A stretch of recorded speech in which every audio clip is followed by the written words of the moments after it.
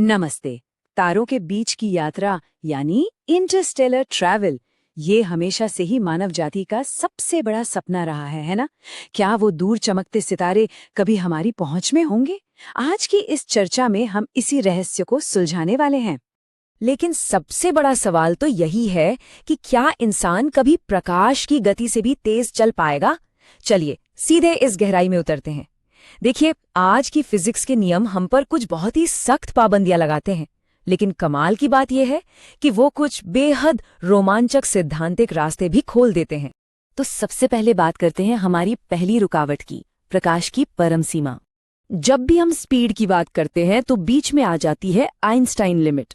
हमारे सोर्सेज के मुताबिक जैसे जैसे कोई चीज प्रकाश की गति के करीब पहुंचती है, उसका मास और उसे और तेज करने के लिए जरूरी ऊर्जा दोनों ही इन्फिनिटी यानी अनंत की ओर बढ़ने लगते हैं। सीधे शब्दों में कहें तो किसी भी नॉर्मल रॉकेट को लाइट की स्पीड के पार ले जाने के लिए अनंत ऊर्जा चाहिए होगी। मतलब ये जो हमारे पारंपरिक तरीके हैं, ये तो हमें सितारों तक बिल्कुल नहीं ले जा सकते। लेकिन यहीं एंट्री होती है आइंस्टाइन के रबर शीट वाले ब्रह्मांड की। अब यहाँ एक बहुत ही दिलचस्प कॉन्सेप्ट है, स्पेस टाइम। मान लीजिए कि स्पेस टाइम हमारे ब्रह्मांड का एक 4 आयामी बहुत ही लचीला फैब्रिक है।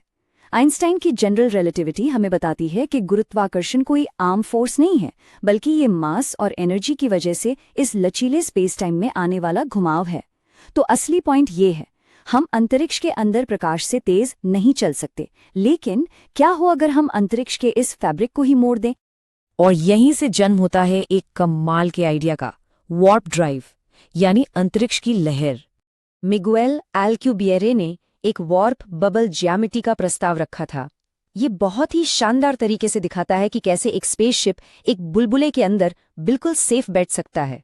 असल में यान खुद अपनी जगह से हिल ही नहीं रहा है, वो तो उस बुलबुले के अंदर मौजूद एकदम समतल स्पेस टाइम में पूरी तरह स्थिर है, और वो पूरा का पूरा बुलबुला खुद आगे बढ़ रहा है। तो सोचिए ये काम कैसे करता है। इसके बस 2 मेन स्टेप्स हैं। पहला, यान के ठीक सामने के स्पेस टाइम को सिकोड़ दो, और दूसरा, यान के ठीक पीछे वाले स्पेस टाइम को फैला दो। ये बिल्कुल वैसा ही है जैसे स्पेस टाइम की उस रबर शीट पर किसी लहर की सवारी की जा रही हो। और सबसे मजेदार बात, इसमें प्रकाश की गति का कोई रूल भी नहीं टूटता, क्योंकि टेक्निकली वो स्पेसशिप तो उस बबल के अंदर चल ही नहीं रहा है। और इस वजह से एक बहुत ही जादुई चीज होती है, टाइम डायलेशन यानी समय के फैलाव से बचाव। जो यात्री उस शिप के अंदर हैं, उनकी उम्र बिल्कुल नॉर्मल तरीके से ही बढ़ेगी।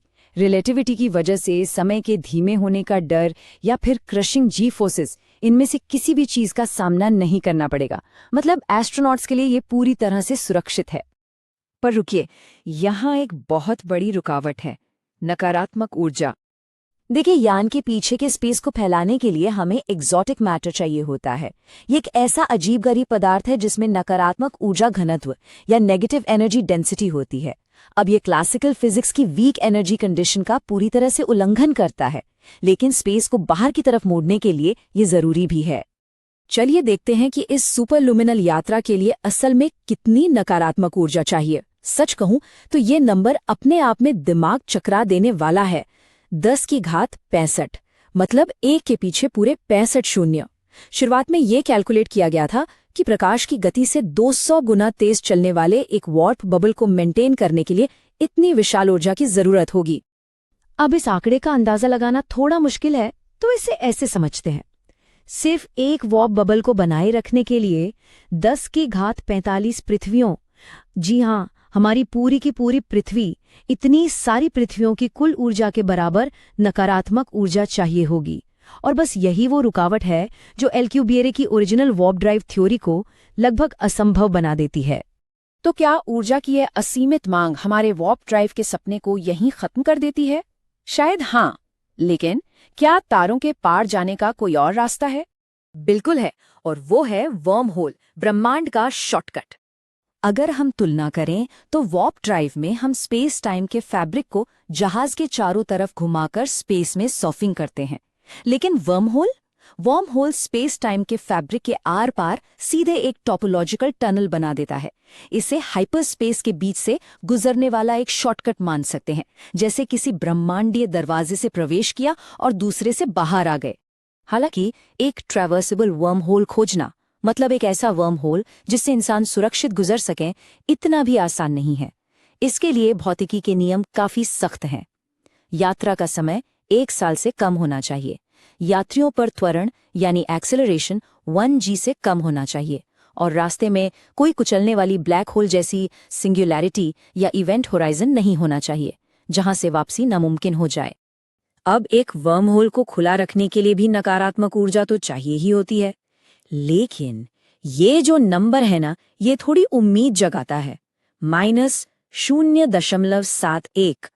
हमारे स्रोतों के मुताबिक 1 मीटर चौड़े वर्म होल को खुला रखने के लिए -0.71 जुपिटर यानी बृहस्पति ग्रह के द्रव्यमान के बराबर ऊर्जा की जरूरत होगी।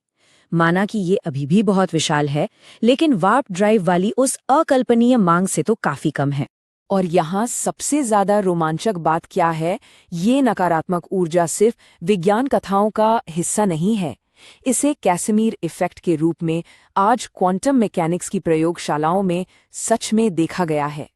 जब एक वैक्यूम में 2 समानांतर धातु की प्लेटों को रखा जाता है, तो उनके बीच इलेक्ट्रोमैग्नेटिक 0 पॉइंट ऊर्जा में एक असंतुलन पैदा होता है, और यही वास्तव में नकारात्मक ऊर्जा उत्पन्न करता है। तो अब हम पहुंचते हैं अपने आखिरी सवाल पर, क्या ये सब कभी सच में संभव होगा? देखिए, आधुनिक भौतिकी हमें उम्मीद की किरणें जरूर दिखाती है।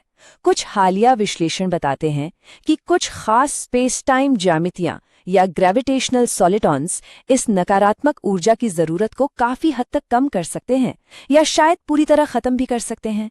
वैज्ञानिक लगातार ऐसे नए समाधान खोज रहे हैं जो इस प्रकाश से तेज यात्रा को थोड़ा और वास्तविक बनाते हैं।